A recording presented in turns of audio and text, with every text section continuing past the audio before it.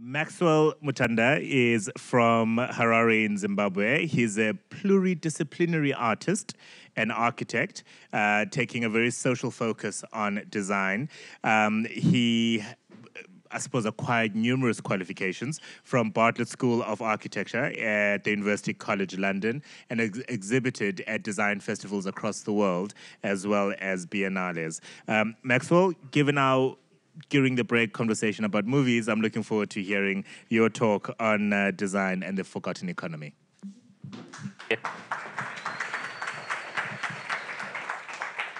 Hi, good morning still. So my name is Maxwell. I run a small sort of, let's say, what's a good way to describe it? Rebellious practice. Um, and, one of the things we started out doing when we said, okay, we want to be our own bosses, was to think outside the box. And in design, you do have a problem where people are very much always looking to each other and to similar influences, this idea of an echo chamber. So we said, well, if we're going to do this, we have to allow ourselves to think outside of our profession and always be mindful that maybe architecture isn't the best solution to the problems that we'd like to face. So I'm just going to go through a few of my projects and maybe, pepper it with a bit of my bio. This doesn't want to move. What am I not pressing?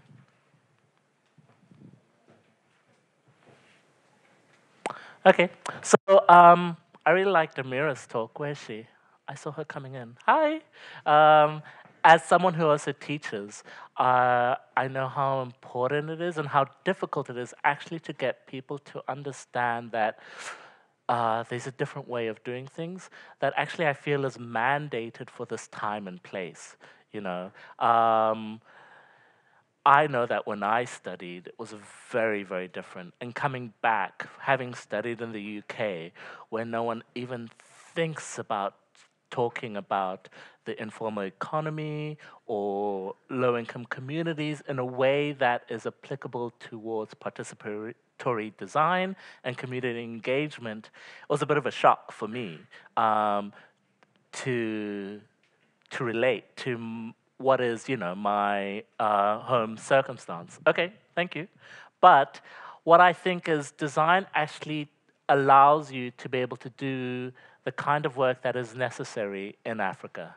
So this is a project I did, which was just an exploratory drawing project, thinking about how one can consider African traditions of folklore and reconcile that with where fairy tales are today. So, to try and give a non Disneyfied version of the lives that we live and paint a new history. So, a lot of what I try and do within my artistic practice is to look at the history of modern and contemporary art and look for the gaps in that and retell the stories that we have in a way that's more applicable to the lives that we live. So it's sort of an exploration, sort of postcards examining this idea that people have of our lives here and subverting it. Okay, getting into public space. So one of the things that I think is interesting is that when you start on a project, you really don't know where it takes you, and the sort of value that one aspect of society has with another. So I was looking at sacred spaces, and this would be sort of a child's vision of a church, steeple, door in, door out. The older religions would have you think that the idea that we have of the divine should be magnificent, overwhelming in its brilliance. And really, churches were structures of a dominion, the center point of cities. No matter what form or guise, they loomed over society. Even to this day, if you look at Ando's churches, they're pretty fantastic. But if you come to Africa, or in fact, you don't even have to go to Africa. If you consider the global south, so this is Manila, and a friend of mine took this picture, and it's a Roman Catholic Mass in a shopping mall in the city because space is a premium. So you can't see spaces as being used for one unique function anymore. So here, if you see in the background, there's Tiffany's, there's Cartier. I know there's the Gap somewhere. It's honestly my favorite photo ever in life. And I love the way that, what is the line in Jurassic Park? Life finds a way. And so one of the things I really like is this idea from Venturi Scott Brown. And I think it's quite interesting that Denise Scott Brown is, the Zimbabwean born and raised architect, right? And so when they were doing their studio in Yale, they had this quote for Learning from Las Vegas, which was learning from the existing landscape as a way of being revolutionary for an architect.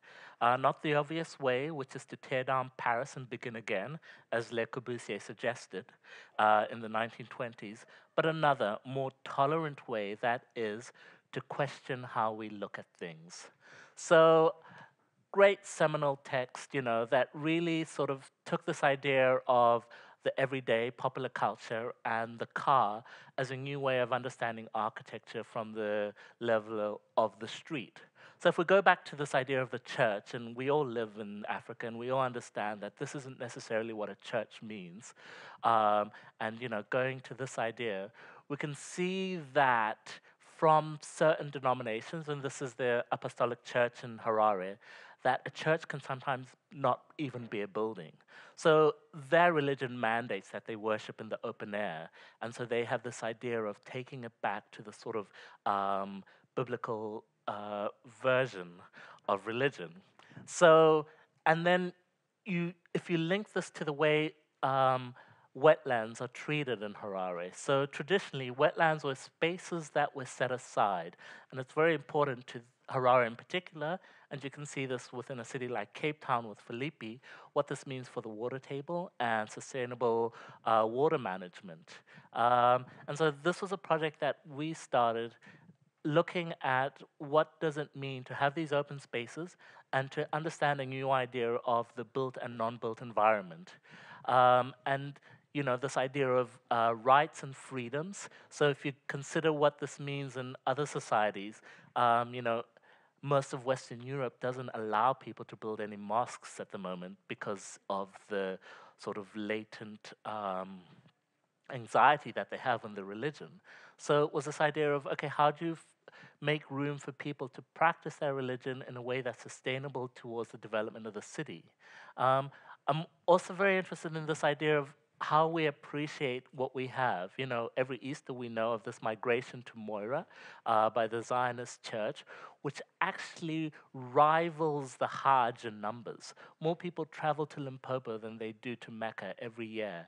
And yet we don't facilitate them in the same way that other religions do and other places do. And so this idea of how do we revalue our own societies? So, looking at informal settlements and informal economies, is this idea of saying, well, this idea of commerce isn't the idea that we have in everyday African situations. It's more this. Can we play?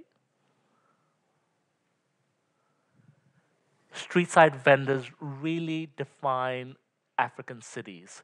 Nigeria is the biggest economy on the continent because of the size of its informal market.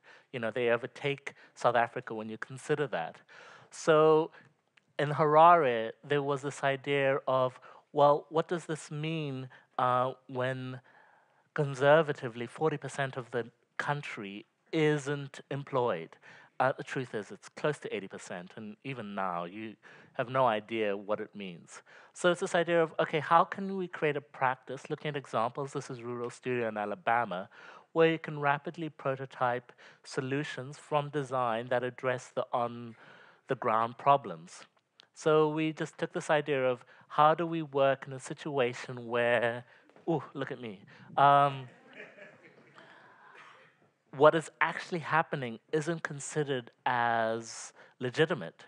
Government was actively getting people off the streets when they actually had nowhere else to go. So, like I said, a bit rebellious. We said, well, let's take a look at it. And that was my grandmother who sent my father through school by selling peanuts. So, I mean, especially black Africans have a direct connection to all sections of the economy. So I just said, well, okay, spend a lot of time designing. Where is the room for design in this idea of looking at informal economies on the street, sustainable livelihoods? Given the fact that there are a lot of problems, as was mentioned earlier, with just accepting the status quo. Because as much as it means sustainable livelihoods for people, we're very conscious of the fact that having to work on the street isn't exactly the healthiest way to earn a living. So we decided, okay, let's think about what it would mean for anyone working 9 to 5. What do you expect from your office environment? Access to sanitation. How do you provide sanitation on the roadside where you don't have access to utilities? So it was this idea of prototyping composting toilets, and using local labor to effect this change. So the guys who designed cabins were then used to create this design for one of the units. And then how do you give people access to clean and safe water?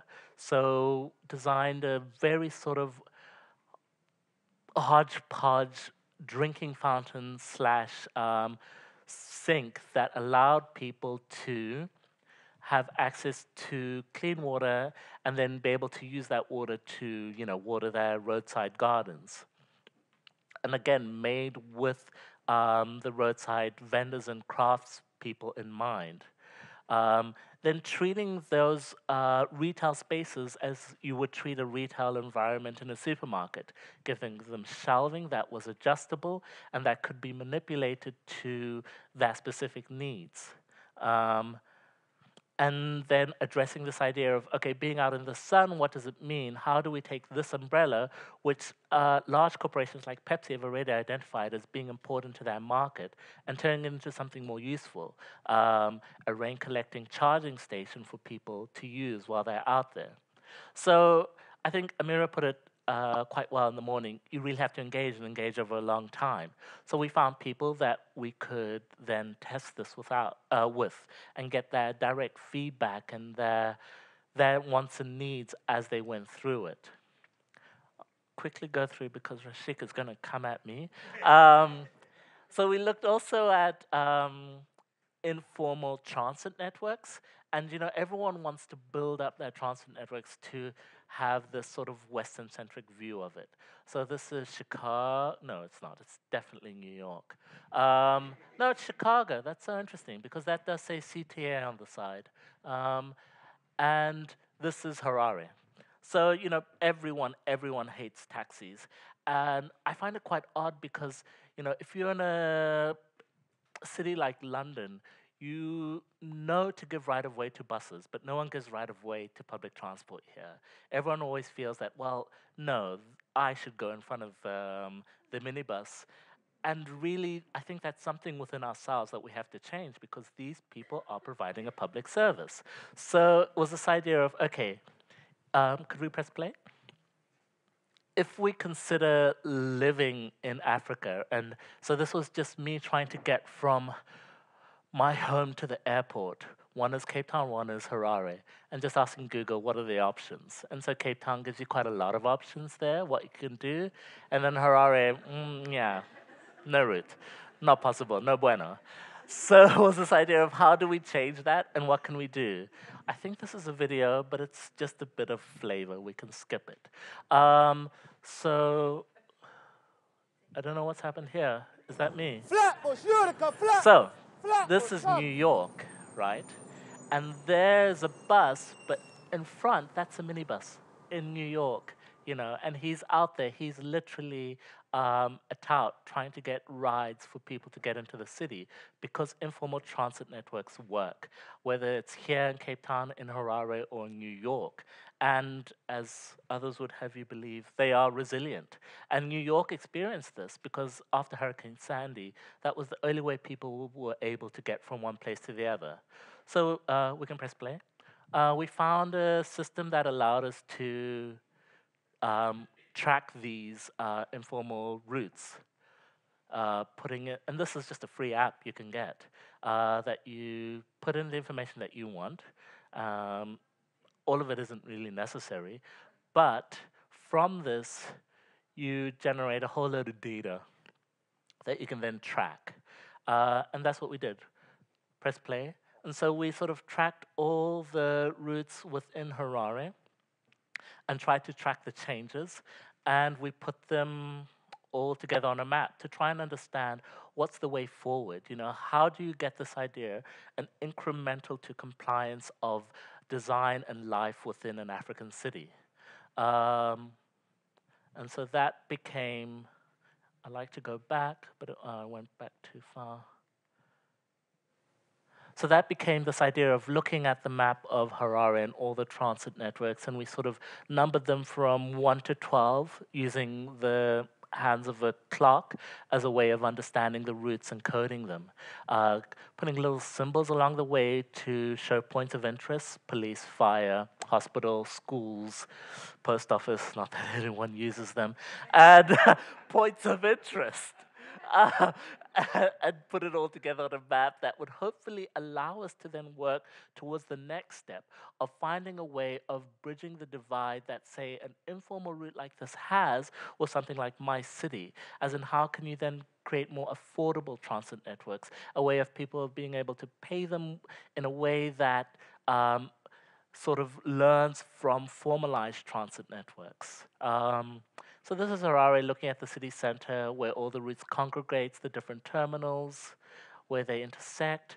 And then we sort of played with this idea of how do we then spread this information through digital and non-digital methods throughout the city, taking this idea of decals on buses, using that as a starting point, understanding that infrastructure is falling apart, so you can't really just be putting up signs. And look at that, that's like 3 different ways of showing a bus stop, and all of them are just ways of other people to make money. So it's like, okay, let's just put them on the road as rough as we can, follow what the city started to do because signposts are falling down, and just using stencils, finding different ways of adjusting the routes, giving conductors a way of showing the routes to their passengers. And that was me, wrapping up quickly.